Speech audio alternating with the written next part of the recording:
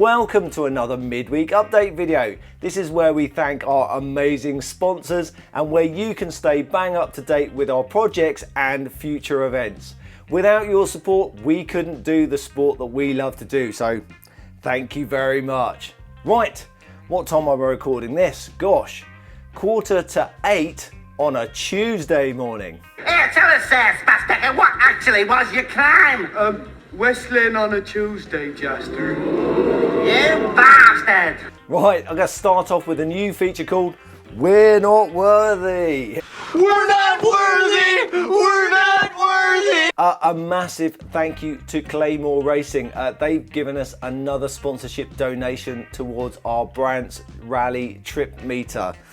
Catherine and myself and my dad, we say it all the time, we are genuinely humbled by your support. So again, you're amazing. Right, let's crack on with Monty the Mark 1. Okay, the job that I had to do last week was to sort out the front tracking after I sort of rebuilt the front suspension and replaced those track rod ends. And that meant that I had to do some wheel alignment. I do enjoy doing string alignment. It's very basic maths and geometry. I know I could take it to an alignment specialist or our favorite garage, and they'll be able to dial it in super quickly and very accurately. However, if we have an incident on a stage or a sprint or something like that, we clip a curb and we have to realign the wheels, we won't have that specialist kit with us. So that's where I like to practice using string to align the geometry of the suspension, because that's what we're going to have to use in the service area, isn't it? If you're unfamiliar with string alignment, let me mansplain for you. Basically, we need to create a perfect box around the car. This is done with 4 stands, 2 bits of box section and some string. The box section sits on stands and they have to be at hub height. I've made little cuts in the box section for the string to sit on. That means that the distance between the string on the front bit of box section is the same as the distance on the back bit of box section. Now it's a case of trying to get the string to be the same distance from the center of the hub on either side of the car.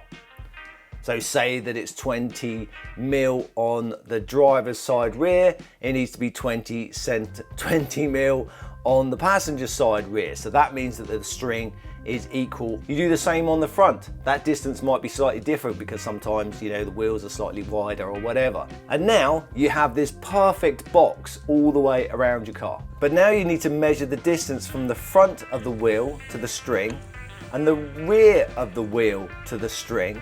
And then you'll know if you've got toe in or toe out. Thanks to my crib sheet that I've made, I know with my 10-inch wheels, 1 full rotation of the track rod end equals 2 millimeters of movement at the back of the wheel. My goal was to get 1 millimeter of toe in. It takes a few goes of measuring, adjusting, dropping the car back down, rolling it back and forward, setting the string just right, and then remeasuring and then readjusting. It goes on and on and on. But as I say, I quite enjoy this process, and it's a skill that, you know, I need to learn or be proficient at, let's say that. Once I was happy with it, it was just a case of tightening everything up to torque, marking it so that I can see if it ever moves in the future, and then taking it for a test drive. What better way than taking it to the Mini Cooper Registers National Mini Day at Beaulieu. Apart from when the West Country Mini owners come to the Isle of Wight, Beaulieu is basically our local mini event, and I try and go, you know, as often as I can. It's great to meet up with loads of people, loads of friends, make new friends. Are you from the Isle of Wight? We are. Hello, mate. Very well. Look, check out obviously all the cars. I spend most of the time just looking around, just looking. Oh, that's a good idea. And because there's always a chance to pick up some bargains. Bargains, what did I get? Was I managed to get another wing mirror, which is absolutely brilliant. Brand new, a £5. I mean, I've already gone through 2 of those, smashing those on the Rally Mini.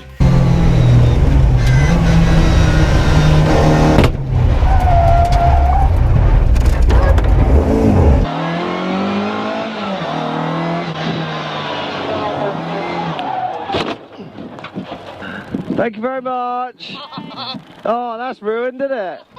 So it's always good to have a spare one of those. It's just an eye. God so fit to grace me with a spare. I managed to get a Mark II grill. Look, it's a bit rusty in places, you know. I don't think even that would polish out. But there's always the risk, the same with the Rally Mini, that I might end up hitting, you know, a pallet, a chicane, or worse. So having one of these in stock is absolutely brilliant. You know, I could just get it sandblasted and painted maybe.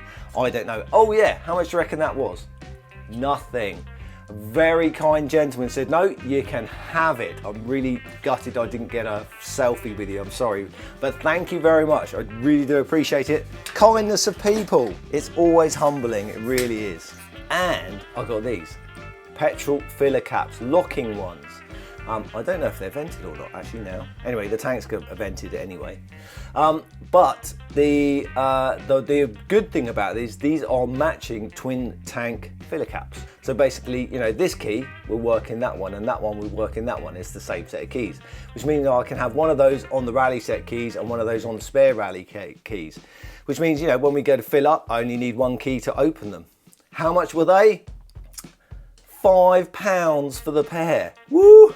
There are bargains to be found out there, aren't they? So yeah, £5 and so basically £2.50 each. Chuffed to bits with that. I also spent an awful lot of time looking at the twin tank setups, obviously, because that's what we're doing on the Rally Mini.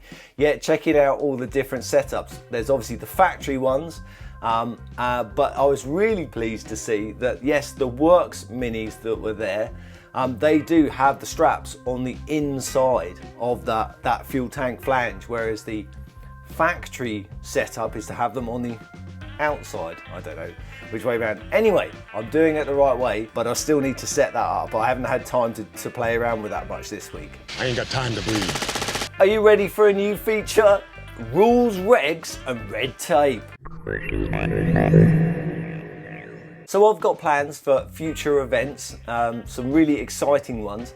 Whether we do them or not, a lot of the time it comes down to money, but if you don't plan and prep for them, you know, whether you got money or not, it's not going to happen, is it? So the one that I am looking at the moment is the Roger Albert Clark Rally. Yes, so I've downloaded the supplementary regulations for 2025. That was last year when the last event was. It happens every 2 years, so the next event is 2027 around November time, but of course they haven't released the regs, so that's why I'm reading the old regs, because I'm guessing they're going to be about the same. What I'm going to do in this new feature, rules, regs and red tape, is basically let's just look at one section of it so we can geek out and prepare. Let's do a quick simple one this week, and it's about tyres. So yes, the distance for this event is in total about 1,000 miles. That's not all on gravel stages.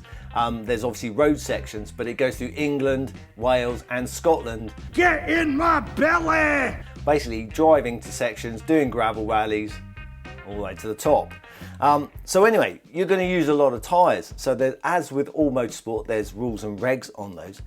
The tyres that the competitors have to use are in the NCRs, which is fine. We're basically going to stay on 10s if we're going to do it. So our tyre choices are very limited. You're not allowed to have studs, chains, or non-skid attachments. I don't really know what a non-skid attachment is. Vegetable rights and peas. You're not allowed to hand cut your tyres. They have to be basically standard. The number of tyres allowed in this event, accordance with the NCR, has been modified due to competitors being allowed to use management vehicles to carry tyres. It has been estimated that the maximum number of tyres required for this event is 60.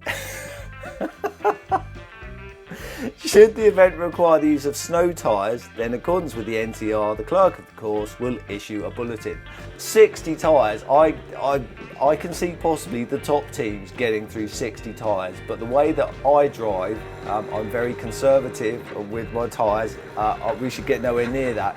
However, tyres are going to be a thing, aren't they? And gosh, we're going to have to sell an awful lot of t-shirts to fund tyres to do that event.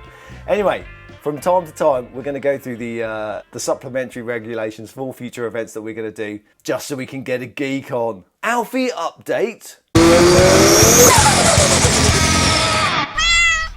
Alfie Whee! Hey?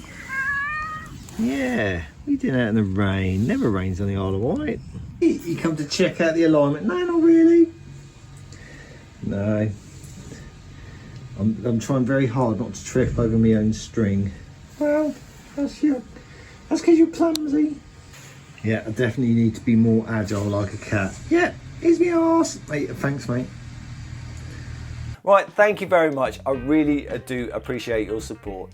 If you would like to help our little team and allow us to do the motorsport that we love to do, please have a look at the description of this video below. There's lots of links for lots of different things that you can help us out with. And if you have an idea where you can help us that we haven't even thought of, get in touch.